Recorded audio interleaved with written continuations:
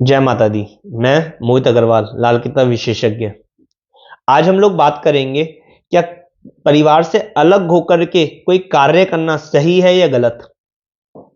यानी कि किनकी कुंडलियों में ऐसे कौन से योग होते हैं जहां पर आपको परिवार से अलग होकर के काम नहीं करना चाहिए, अपने परिवार को नहीं त्यागना चाहिए। कोई भी बड़ी से बड़ी विपदा आ जाए, आपको झुक करके अपने परिवार के साथ ही रहना अच्छा रहेगा। जी हाँ दोस्तों, ऐसे बहुत सारे लोग हैं जो अपने दम पर, अपने बलबूतों पर कुछ करना चाहते हैं। वो माता पिता से 1 रुपए की सहायता नहीं चाहते हैं, परंतु कुंडली के अंदर एक और योग, इनकी कुंडली में एक योग ये भी है कि परिवार से अलग होकर काम मत करिए, बर्बाद हो जाएगा, समृद्धि इकट्ठी नहीं कर पाएगा, जीवन यापन अच्छे से नहीं चलेगा। जो लोग अपने ही पिता के साथ जुड़कर कार्य करते हैं, वह लोग तरक्की पर क्यों आ रहे हैं, ऐसी कुंडली में कौन से योग है, इसके ऊपर आज हम बात करेंगे। जो लोग अपने पुत्र को अपने ही कारोबार में लगा लेते हैं और समृद्धि इकट्ठी चलते होती चली जाती है, ऐसे कौन से योग होते हैं।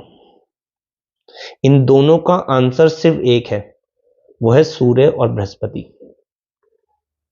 जिनकी कुंडली के अंदर भी सूर्य बृहस्पति का मेल हो, ऐसी अवस्था के अंदर इंसान को अपने पिता और अपने पुत्र के साथ रहना जरूरी होता है, क्योंकि ऐसे में ही इंसान की कामयाबी बनी रहती है। इनके घर के अंदर या इनके ऊपर कोई हाथ नहीं डाल पाता। बड़ी से बड़ी चाहे विपदाएं आ जाए लाख, परंतु पिता और पुत्र के साथ रहने से इंसान की हर समस्या का हल जल्दी हो जाता है, समस्या से निकल जाते हैं और इनके घर के अंदर एक एकता का भाव बना रहता है। सामने वाला हाथ डालने से पहले यह सोचता है कि डालने के बाद भाई निकाल पाएगा, नहीं निकल पाएगा, फंस जाएगा तो क्या होगा, क्योंकि ये दो शेरों की जोड़ी है। जब कुंडली के अंदर सूर्य और बृहस्पति का मेल हो जाए और ऐसा इंसान अपने पिता के साथ रहकर उनके कारोबार में हाथ दे या अपने कारोबार के अंदर पिता को ले ले, तो ऐसे में कामयाबी आपके कदम चूमेगी।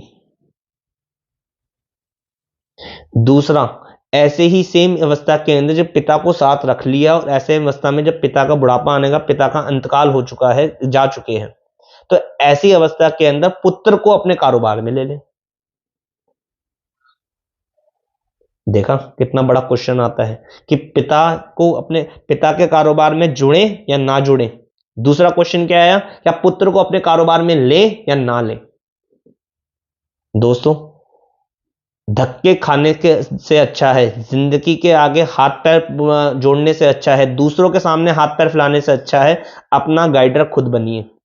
एक बारी कुंडली दिखा करके अगर ये योग पता चलता है आपको कि बच्चे के ऊपर पढ़ाई लिखाई पे पैसा इन्वेस्ट करना बेकार है, खामा खा की पूर्ति है, क्योंकि तेरा बिजनेस डूब जाएगा और तेरा बच्चा सफल ही नहीं हो पाएगा जिंदगी के अंदर, ले ले उसको अपने काम के अंदर, पंगा खत्म।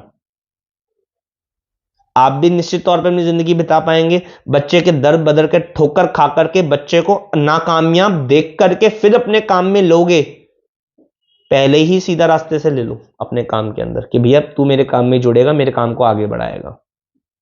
आपने कई लोग ऐसे देखे हैं, पीढ़ी दर पीढ़ी एक ही काम करते चले आते हैं। क्यों? क्योंकि उनकी कुंडली में यही योग जुड़ा होता है, और जब पीढ़ी दर पीढ़ी ये जुड़ते हैं और कामयाबी मिलती है, तो ये योग निश्चित तौर पर उनकी कुंडली में आपको मिलेगा कि सूर्य बृहस्पति अच्छा होकर के उनकी कुंडली में बैठा हुआ है, और वह पिता की भी इज्जत करते आए हैं और उनका बच्चा उनकी भी इज्जत करता ही रहेगा इस मामले में।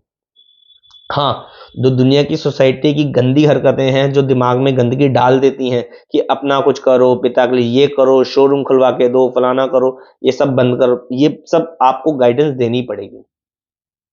अपने बच्चों को संस्कार खुद देने पड़ेंगे। दोस्तों, जितना जल्दी बच्चा इस चीज को समझ जाए, जितना जल्दी आप इस समस्या को जान ले, इस योग को जान ले, उतना ही जिंदगी के अंदर जल्दी खुशियां प्राप्त कर पाएंगे, अच्छा धन इकट्ठा कर पाएंगे, बरकत कर पाएंगे। परंतु भूल कर भी अलग होने की ना सोचें, क्योंकि ये पिता की जोड़ी और पुत्र के साथ पिता की जोड़ी जिंदगी में आपको सिर्फ खुशियां देने के लिए आई हैं। लोग भटक जाते हैं, मार्गदर्शन हिल जाता है, गंदी गाइडेंस के कारण लोग, आज की जो समस्या चल रही है, growth growth growth growth growth, at last में कमाना सिर्फ आपको पैसा ही है। और जब आपका बिजनेस साकार है तो दूसरों के यहाँ नौकरी करके, दूसरों के यहाँ एक तरीके से गाइडेंस, पैसे मोटे मोटे खर्चा करके कामयाबी हासिल करने का कोई फायदा नहीं, क्योंकि आपकी कुंडली में खुद ग्रोथ का योग है, आप खुद एक समृद्ध परिवार है। जिनके साथ ये हालात बीत रहे हैं और जिनके साथ ये बीत चुके हैं वो लोग इस बात को अच्छे से जान रहे होंगे कि बोल रहा है बिल्कुल सही बोल रहा हूं। कुछ योग ऐसे होते हैं कुंडली के अंदर जहां पे इंसान को खुद थोड़ा सा अपने आप को सहनशीलता पूर्वक चलाना पड़ता है। जैसे कि सूर्य बृहस्पति का मिल पहले घर में क्या कह रहा है? बड़ी बड़ी जागीरों के सुख प्राप्त होंगे। जागीरों का मतलब उच्च हालात, राजनेताओं से संपर्क देखने को मिलेंगे इनको अपनी जिंदगी के अंदर, ठीक है। बड़े बड़े ऑफिसरों के साथ बैठने को मिलेंगे, सरकारी पदवी वाले लोग इनसे जुड़ेंगे, यानी कि इनसे जुड़ के कार्य करेंगे जिंदगी के अंदर और नाम, नेम, फेम, रेपुटेशन सब प्राप्त करेंगे। दूसरे घर का क्या कह रहा है? आलीशान मकान बनाएगा, यानी कि इंसान के पास इतना धन मौजूद होगा कि वो लग्जरियस लाइफ का सुख भोग सके। तीसरा, हर संभव सहायता प्राप्त होगी, दुनिया का पालनहार होगा, घर की सुख शांति क्रिएट करेगा, जिम्मेदारी उठाने वाला होगा, निर्वाह करने वाला होगा, अच्छी सोच समझ का मालिक होगा। परंतु लालच पूर्वक किसी से धन खींचने की ना सोचें। जी दोस्तों, ये योग ऐसा है। चौथे घर का इतना धन इकट्ठा करवाएगा, अगर संस्कारों में रहते हैं तो ये बच्चे बस इतना धन इकट्ठा करवाएगा कि दान देने पे आएगा तो जागीरों के सुख देगा, लोगों को मोतियां दान देगा, धन दौलत समृद्धि सब दान देगा, फिर भी इसके पास धन की कमी नहीं होगी। पांचवा योग क्या कह रहा है? जिसकी कुंडली में सूर्य बृहस्पति पांचवें घर में बैठे हुए हो, कि लेने का आदि ना हो, यानी कि दान लेने का आदि बिल्कुल ना हो, मांगना ना पड़े, मांगे मत किसी से। जो तेरे हाथ में समर्थ है उसका दान पुण्य करते चले जा, खर्च करते चले जा, कोई दिक्कत नहीं है, समृद्धि और इकट्ठी होती चली जाएगी। लेकिन इंसान जब मांगने का आदी बन जाता है, यानी कि समृद्धि घर में भरी पड़ी है लेकिन मांग के खाना है, सामने वाले को अपनी गरीबी दिखानी है, तो ऐसी अवस्था के अंदर हाथ से धन छूटता ही चले जाता है। जिंदगी के अंदर जो कामयाबी चाहिए होती है वो मिल ही नहीं पाती। ये कुंडली के कुछ विशेष योग हैं जहां पे अच्छे माने गए हैं। सूर्य बृहस्पति का योग अच्छे माने गए, नौवें घर में भी अच्छा माना गया है। ऐसे इंसान को मान सम्मान, तरक्की, आयु सब प्राप्त होती है, लेकिन पिता और पुत्र मिलकर रहें। 12वें घर के अंदर अच्छा माना गया है कि अच्छे सुख प्राप्त करेगा, ज्ञान प्राप्त करेगा, मान सम्मान की प्राप्ति होगी,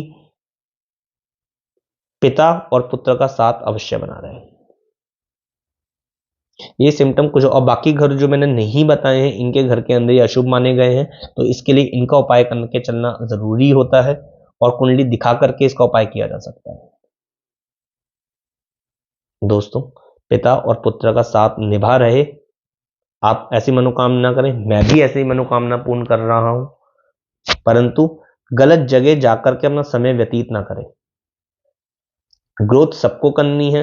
हर पिता ये चाहता है कि मेरे काम में रखा क्या है, मेरा जो काम है बच्चा उससे अच्छा काम करे, लेकिन सिर्फ समय की बर्बादी होती है। तो इसलिए अपने इस दिमाग को थोड़ा ठहराव दें और आपका बिजनेस अगर साकार है तो अपने पुत्र को अपने ही काम में लगाएं और पिता को या तो पिता के साथ जुड़ जाइए उनके कारोबार के अंदर, या आप अपना कारोबार सेट करके पिता को साथ में ले लीजिए।